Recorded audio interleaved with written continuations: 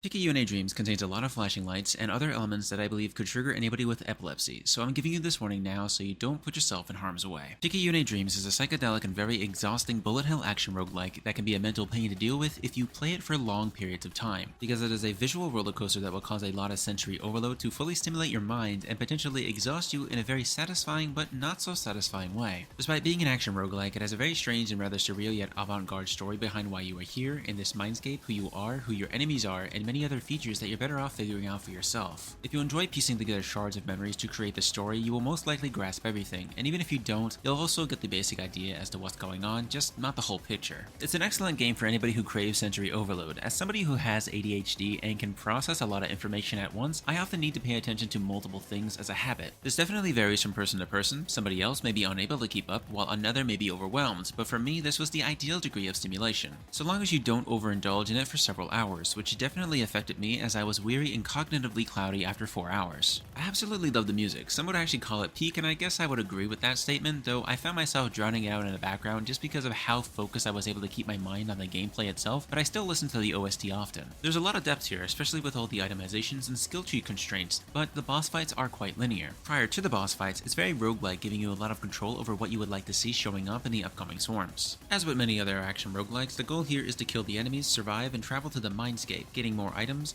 perks, upgrades, and of course, leveling up and equipping these items and modifiers to help you shred through the hordes of enemies that will be flying at you from all sides. The gameplay can be somewhat random at times, especially if you opt in for things like no-hit challenge to uncover the secret true ending or other such features. And I definitely appreciated the gaps in between the gameplay, which gives your head enough time to relax before continuing with the story after collecting enough memories. You can also play at 200% game speed, which accelerates the 30-minute runs to allow you to get in and out quickly. This is a highly addictive game that I would not recommend playing for more than 2 hours at a time, like I did and continue to do. I know it's not healthy mentally, but it does tickle the brain in a way that kind of helps to bring somebody who is naturally overstimulated down to a more calmer state, if that makes sense. It's very tight with its controls, very visually engaging, and offers a lot for such a low price. On the plus side, you can always try out the demo to see whether it's something that you'd actually be interested in playing before picking it up.